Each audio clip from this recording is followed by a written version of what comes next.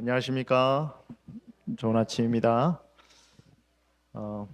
찬양을 통해서 또 우리의 마음을 하나님께 향할 수 있게 인도해 주신 우리 시니어 찬양대 원들께 감사드립니다.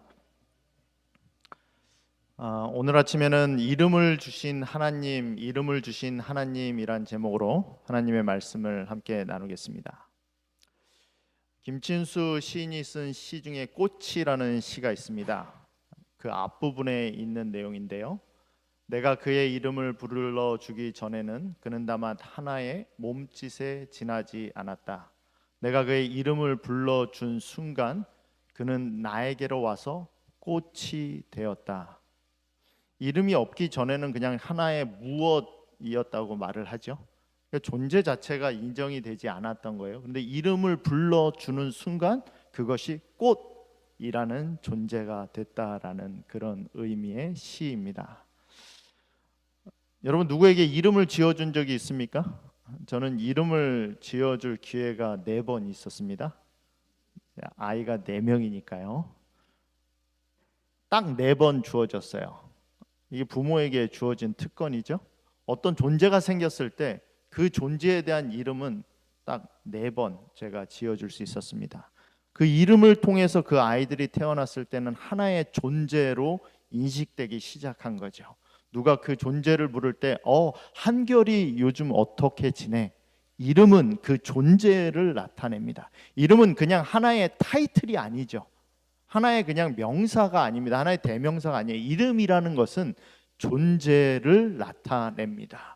이름이 주어지는 순간, 이 땅에 존재하기 시작하는 순간부터 우리는 이름을 갖게 됩니다. 그래서 하나님이 동물을 만드신 다음에 아담 앞으로 부르셨죠. 그때 아담이 한 일이 뭐죠? 제일 먼저 한 일은 이름을 지어준 겁니다. 코끼리라고 되니까 그 동물이 그때부터 코끼리란 존재로 이름으로 불려지기 시작한 거예요. 이름이라는 게 그런 의미가 있습니다. 근데 오늘 성경절, 오늘 부르는 우리가 함께 살펴보는 본문을 보면 바울이 하나님을 부르면서 우리에게 이름을 주신 하나님이라고 말을 합니다. 우리를 뭐 하신 분이라는 거죠? 창조하신 분이라는 거예요.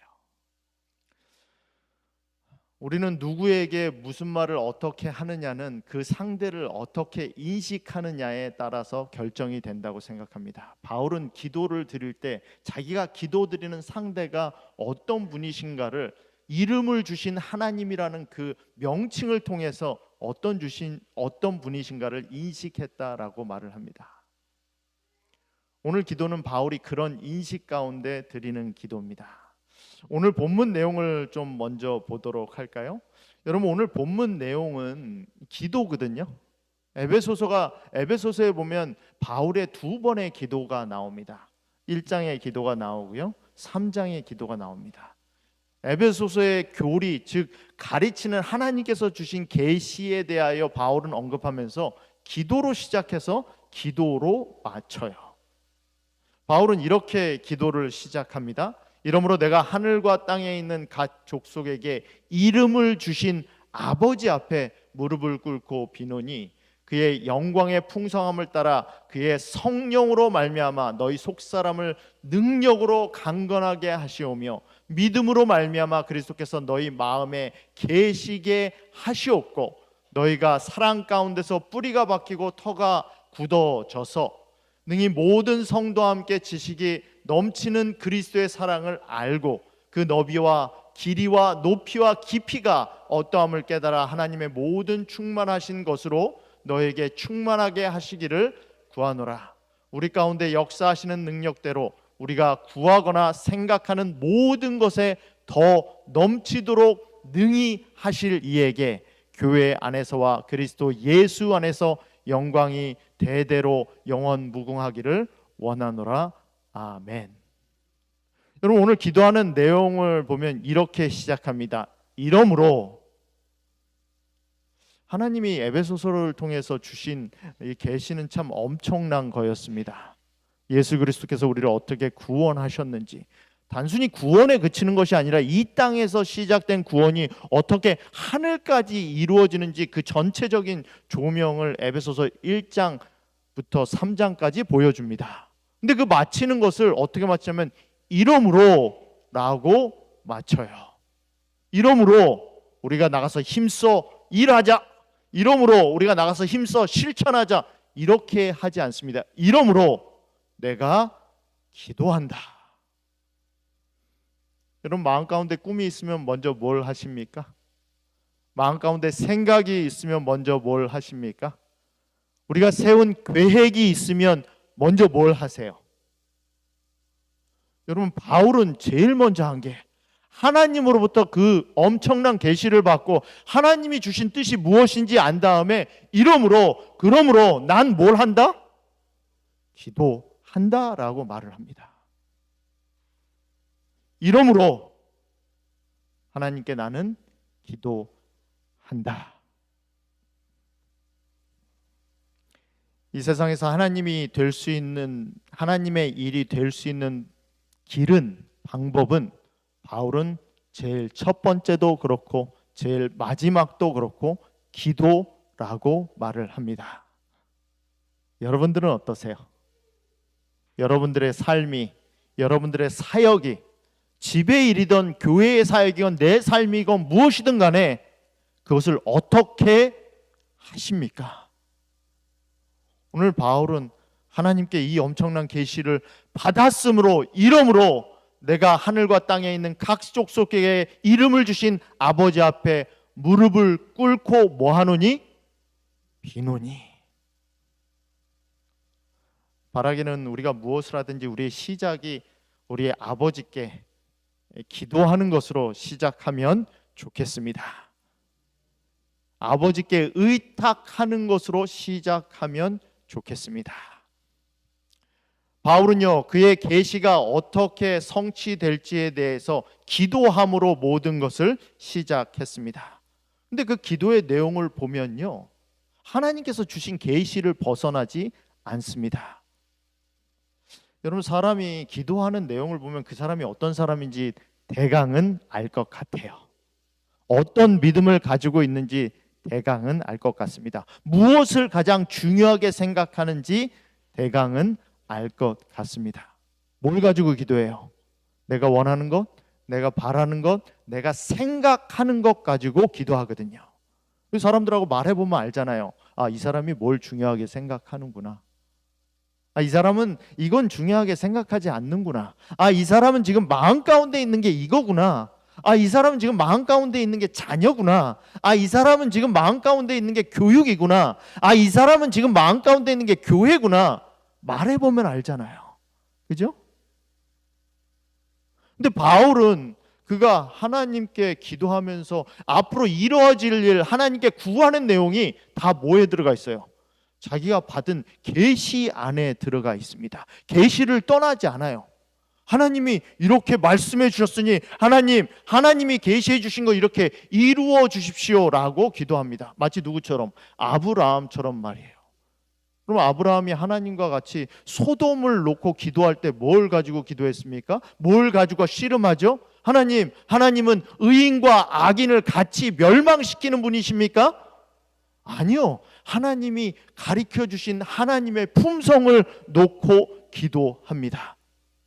하나님과 씨름할 때 엉뚱한 거 가지고 내 마음의 욕심 가지고 나의 이기심 가지고 기도하지 않아요. 하나님은 의인과 악인을 함께 멸망시키시는 분이 아니잖아요. 똑같은 것을 누구를 통해서도 봅니까? 모세를 통해서도 봐요. 이 백성을 내가 다 멸해버리고 모세 너를 통해서 다른 민족을 이루겠다라고 말을 했을 때 모세는 하나님께 이렇게 기도합니다. 하나님이 말씀하신 게 아브라함과 이삭과 야곱에게 약속하신 게 그게 아니잖아요. 뭘 가지고 기도합니까? 하나님께서 말씀해 주신 것을 가지고 기도합니다. 여러분, 우리는 뭘 가지고 기도하나요? 여러분은 어떤 내용을 가지고 기도하십니까? 여러분이 하나님과 씨름하는 내용이 하나님께서 여러분들에게 보여주신 내용입니까? 여러분, 그런 의미에서요, 성경 읽기와 기도는 같이 간다고 생각합니다. 하나님의 말씀을 보고 깨달은 사람이 그 깨달은 걸 가지고 기도한다라고 생각해요.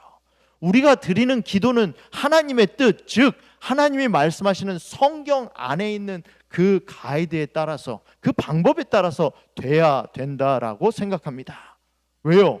하나님은 하나님의 뜻대로 구하는 자에게 모든 걸 이루어 주신다고 하셨거든요. 그러니까 하나님 말씀을 아는 사람이 기도도 제대로 할 수 있는 거예요. 하나님이 뜻을 알려주셨으니까. 뭐를 통해서? 기도를 통해서. 심지어 존 스토트 목사님은 이렇게까지 이야기를 합니다. 우리에게는 하나님이 그분의 뜻이라고 계시하지 않으신 것은 어떤 것도 기도할 권리가 없다. 그 때문에 성경 읽기와 기도는 언제나 결합되어야 한다.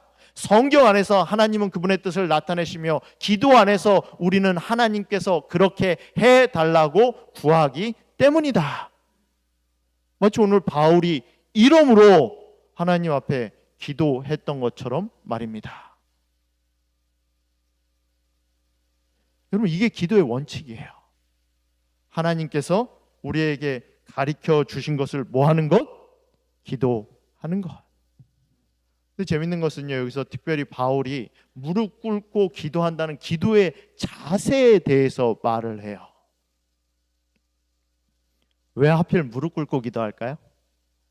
성경에 보면 여러 가지 기도의 모습이 나옵니다. 어떨 때는 누가복음 18장에 보면 서서 기도하는 모습이 나오죠. 바리새인과 세리가 각각 서서 기도하는 모습이 나옵니다.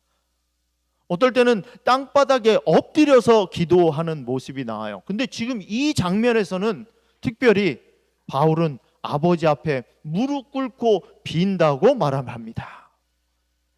예수님이 겟세마네 동산에서 하나님께 기도드리실 때도 무릎 꿇고 기도하셨고요. 다니엘이 자기가 죽음의 위험 가운데 있다는 걸 알면서도 창문을 열고 예루살렘을 향하여 기도할 때도 무릎 꿇고 기도했습니다. 솔로몬이 성전을 봉헌을 할 때도 무릎 꿇고 기도했어요. 엘리야가 갈멜산에서 제사장들과 싸울 때 하나님 앞에 신실하게 서 있는 사람들을 묘사할 때, 그 싸움 직전에 하나님 앞에 신실하게 서 있는 사람을 묘사할 때 뭐라고 묘사하냐면 바알에게 무릎 꿇지 않은 사람이 있다라고 말을 합니다. 무릎 꿇는다는 것은 온전한 경배와 온전한 복종을 의미하기 때문입니다. 그래서 이사야 40장 3절에 보면 결국 모든 인류가 하나님 앞에 무릎 꿇을 것이라고 말을 해요. 여러분, 우리가 기도할 때 무릎 꿇는다는 의미가 거기에 있습니다. 하나님한테 무릎 꿇으면 뭐해요? 하나님 앞에 모든 걸 내어놓는다는 의미가 들어있거든요. 자세가 중요합니까? 자세가 중요해요. 내가 몸에 갖추고 있는 자세에 따라서 내 생각이 만들어지거든요. 옷이 중요합니까? 옷이 중요해요. 왜 예배 드리러 올 때 다 이렇게 좋은 옷 입고 오셨습니까? 양복도 입고 넥타이도 매고. 평소에 저 그렇게 하지 않거든요. 왜 그렇게 하죠? 옷이 나의 자세를 만들거든요. 자세가 내 마음을 만들거든요. 수영장 갈 때 양복 입고 가는 사람 없잖아요. 예배 드리러 올 때 수영복 입고 오는 사람 없습니다. 왜? 내 자세가 내 마음을 만들기 때문에.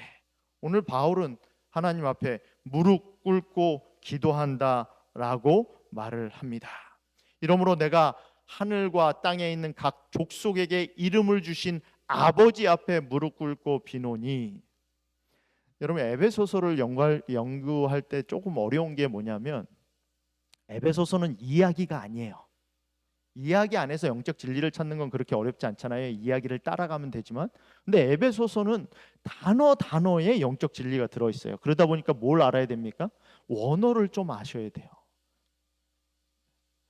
여기에 보면 각 족속이란 말이 나오고 아버지라는 이름이 나와요. 이 아버지라는 헬라어는 파테르라는 말입니다. 여기 족속이라는 말은 파트리아라는 말이에요. 두 개가 어떻게 해요? 음이 비슷하죠. 그러면서 그 중간을 뭘로 연결해 줍니까? 이름으로 연결을 해줘요. 여러분, 아버지가 아들에게 주는 이름 가운데 아버지가 주는 이름이 뭐죠? 패밀리 네임 아닙니까? 저희 아들은 다 김씨예요. 뭐 김한결, 김성결. 저랑 연결되는 부분은 뭐예요? 김이라는 성입니다. 성으로 연결이 돼요. 근데 하나님께 기도하면서 바울이 뭐라고 하면 각 족속에게 하나님이 우리에게 주신 이름이 그 안에 있다라는 거죠. 뭐죠 그게? 하나님의 백성은 하나님의 존재가, 하나님의 성품이 하나님으로부터 받은 likeness, 같은 닮을 꼴이 있어야 된다는 말이에요.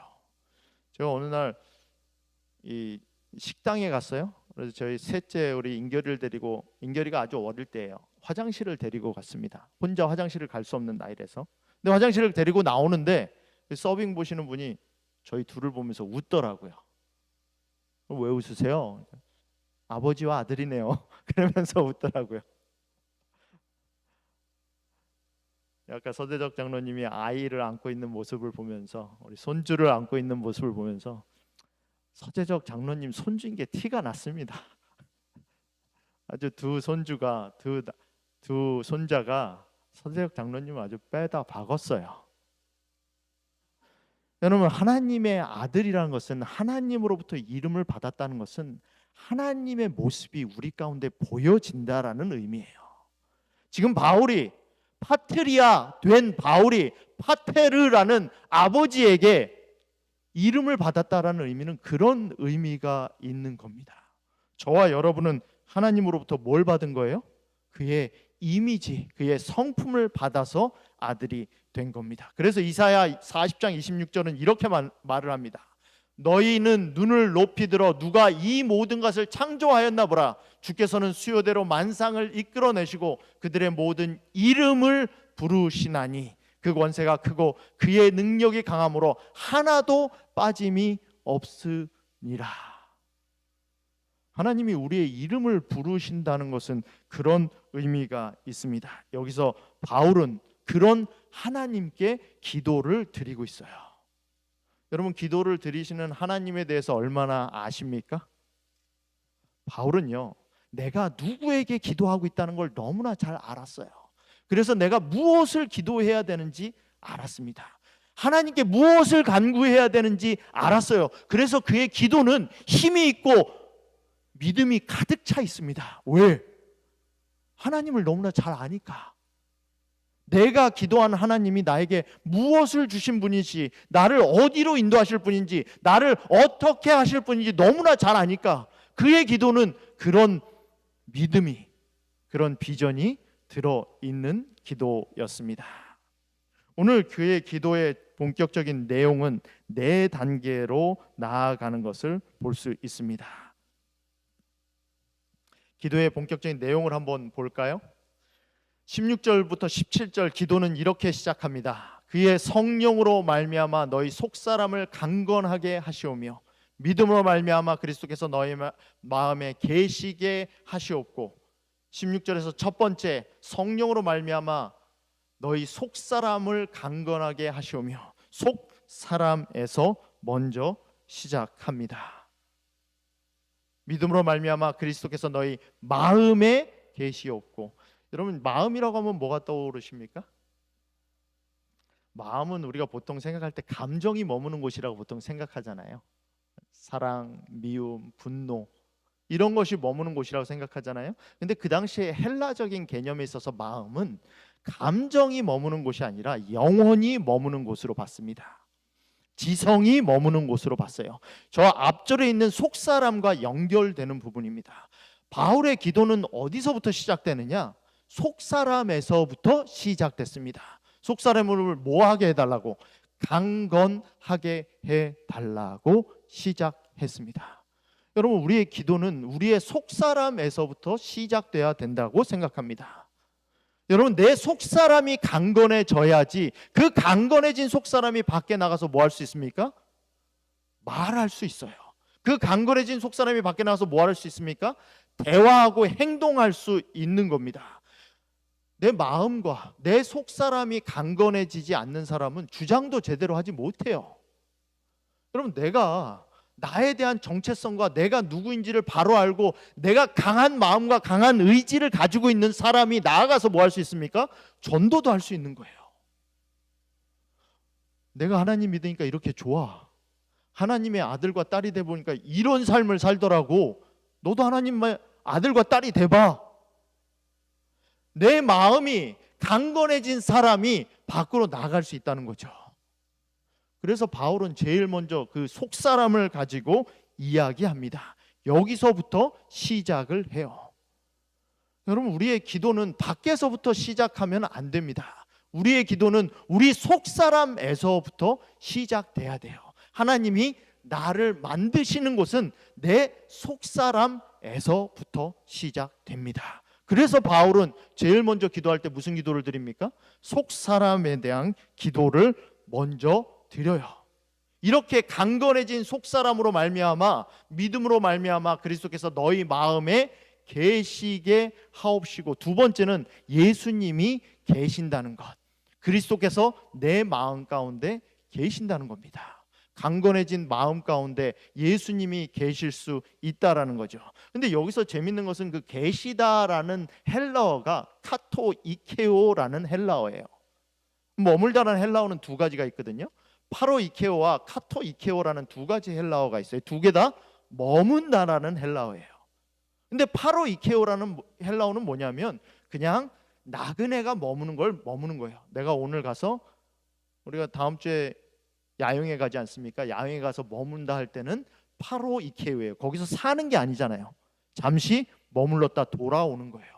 근데 내가 집에 가서 쉰다, 거기서 산다라고 표현할 때는 카토이케오를 쓰는 겁니다. 근데 여기서 바울이 선택하는 그리스도가 내 마음 가운데 머문다는 것은 뭘 사용합니까? 카토이케오를 사용해요. 여러분, 예수님이 항상 우리 삶 가운데 머무시잖아요. 성령이 우리와 함께 하시잖아요. 근데 여기서 함께 하는 것은 함께 한다 안 한다 유무를 말하는 게 아니라 함께 머무는 강도를 의미하는 거예요. 과연 하나님이 얼마나 우리 마음 가운데 거하십니까? 하나님이 그냥 지나가는 나그네로서, 그리스도께서 나그네로서 내 삶에 거하십니까? 아니면 정말 내 삶의 주인으로서 내 마음 가운데 거하십니까? 주인은 뭐예요? 여러분, 저는 렌트해서 살고 있습니다. 제 집 주인이 아니에요. 뭐 하나 할 때마다 어떻게 할까요? 뭐 하나 고칠 때도 항상 누구한테 말을 해요? 집주인한테 말을 해요. 해도 됩니까? 언제 합니까? 어떻게 합니까? 다 집주인이 결정을 해요. 제가 손대는 건 없어요. 왜? 주인이 누구니까? 제가 아니니까. 예수님이, 하나님이 주인이 되셔서 내 가운데 머무신다는 의미가 뭐죠? 바로 이런 의미예요. 아니, 우리 삶 가운데 다 하나님이 머무시죠. 하나님이 우리랑 동행하시죠. 그리스도인 아닙니까? 성령이 우리랑 동행하세요. 근데 그 동행하시는, 머무시는 강도가 얼마만큼 되냐는 거예요. 카토이케온가 파로이케온가, 그냥 계시다가 떠나시는 손님으로 내가 예수님을 대하는 것인가, 아니면 정말 내 삶의 주인으로 계시는 것인가.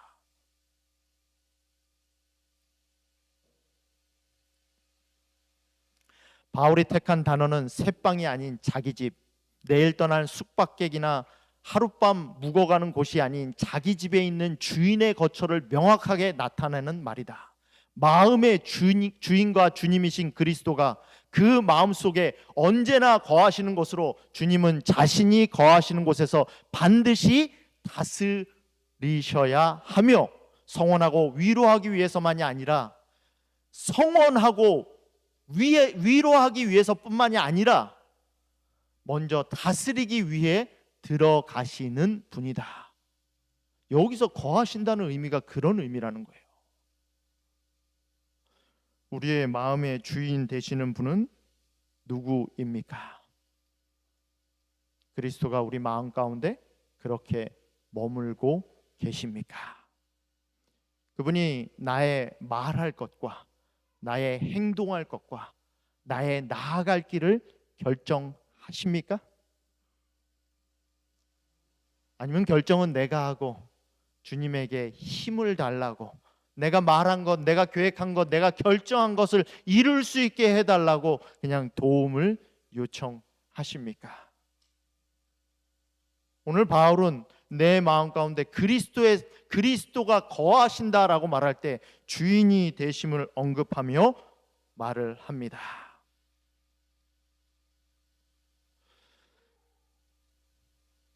믿음으로 말미암아 그리스도께서 너희 마음 가운데 계시게 하시옵고 너희가 사랑 가운데 뿌리가 박히고 터가 굳어져서. 여러분 이 순서를 한번 보세요. 처음이 마음이, 이 속사람이 강건해진 겁니다. 두 번째가 믿음으로 그리스도가 내 마음 가운데 거하시는 거예요.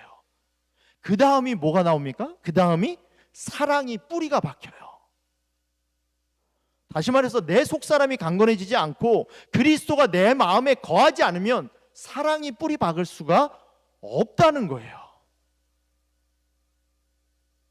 내 마음 가운데 사랑이 뿌리 박히기 위해서는 그리스도가 주인이 되시지 않으면 제대로 된 사랑, 이기적인 사랑 말고요, 제대로 된 그리스도의 사랑이 뿌리 박히기 위해서는 그리스도가 내 마음 가운데 주인이 되시는 일이 반드시 뭐 해야 돼요?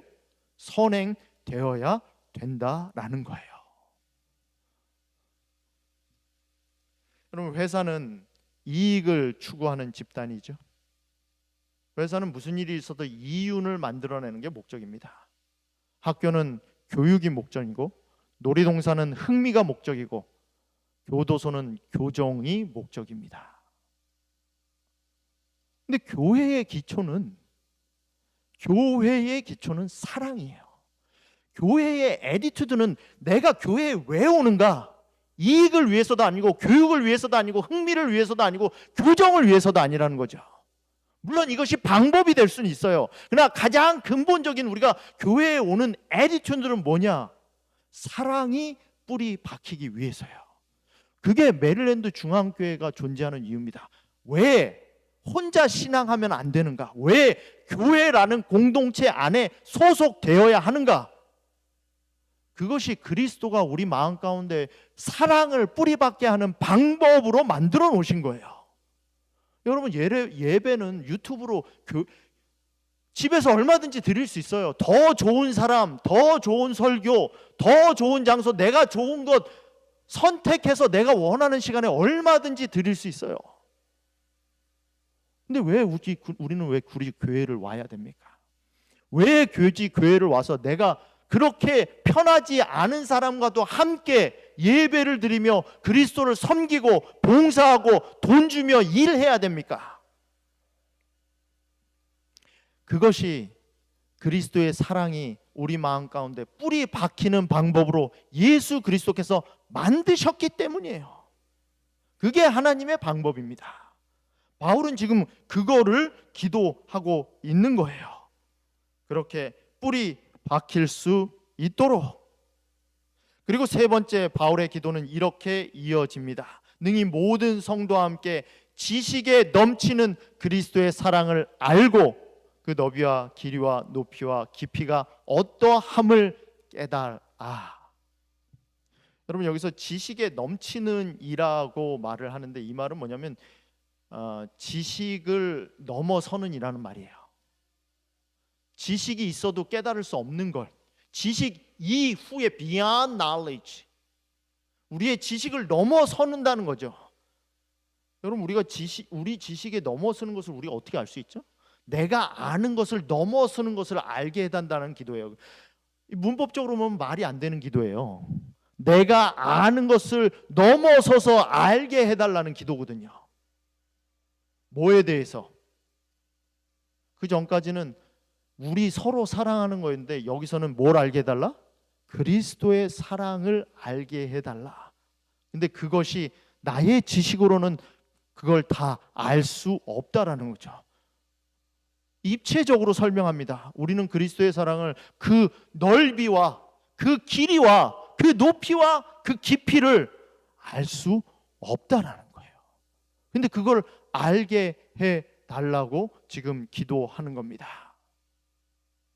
모든 인류를 포괄할 수 있는 그리스도, 이 땅에 존재했던 모든 인류뿐만 아니라 온 우주를 끌어안을 수 있는 그리스도의 그 사랑, 그 사랑이 단순히 지금 이 순간뿐만이 아니라 시간이 존재하기 전부터 존재했던 그 영원까지, 영원의 길이까지 포괄하고 있던 그 그리스도의 사랑.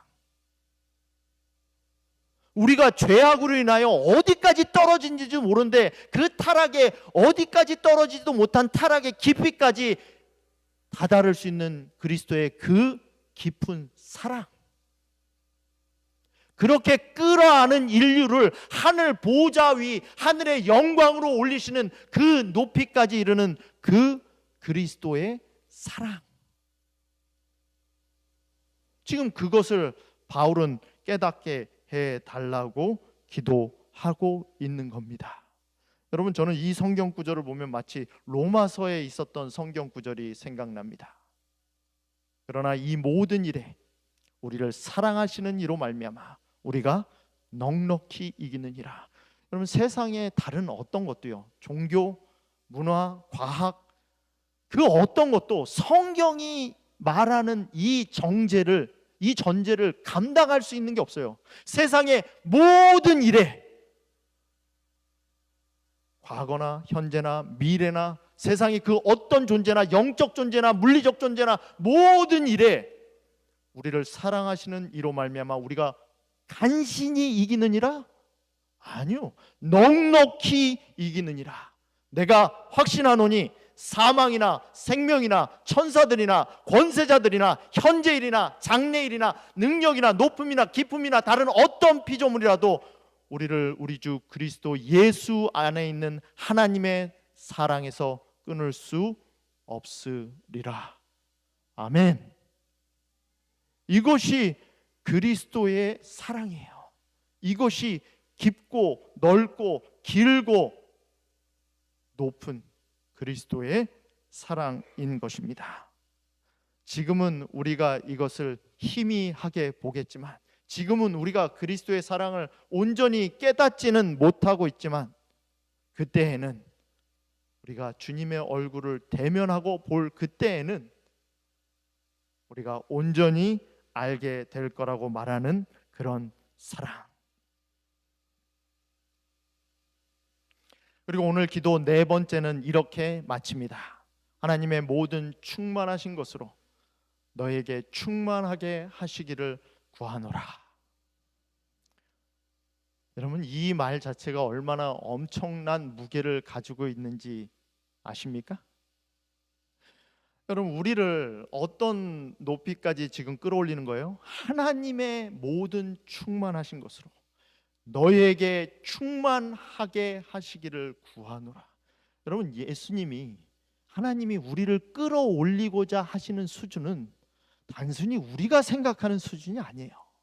하나님의 그 충만하심, 하나님의 은혜와 하나님의 능력과 하나님의 영광과 지금 제가 언급한 것들이 다 에베소서에 들어있는 하나님의 충만 가운데 포함된 거거든요.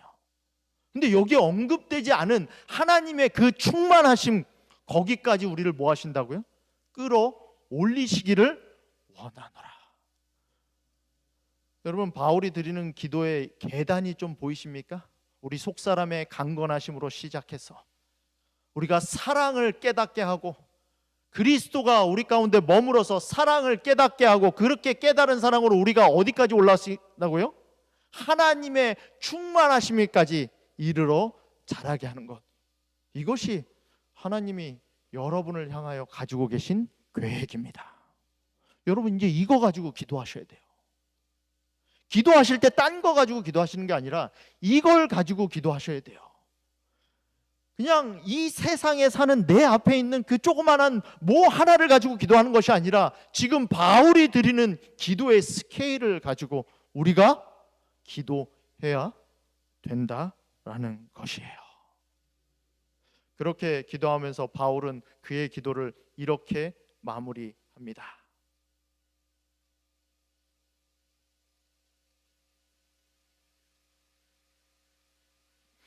우리 가운데 역사하시는 능력대로 우리가 구하거나 생각하는 모든 것을 더 넘치도록 능히 하실 이에게. 좀 말이 어렵지 않아요? 좀 말이 어렵죠. 이게 어려운 이유가 있어요. 그냥 하나님께 구하는 게 아닙니다. 바울은요, 마지막 자기의 기도를 마무리하면서 자기가 구하는 하나님이 얼만큼 능력이 있는 분이신지에 대해서 7가지를 거쳐서 표현을 합니다. 첫째, 하나님은 뭐 할 수 있는 분이다?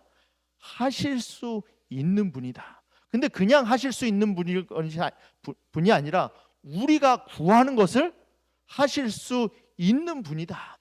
단순히 우리가 구하는 것만 하실 수 있는 것이 아니라 우리가 구하거나 생각하는 것을 하실 수 있는 분이다.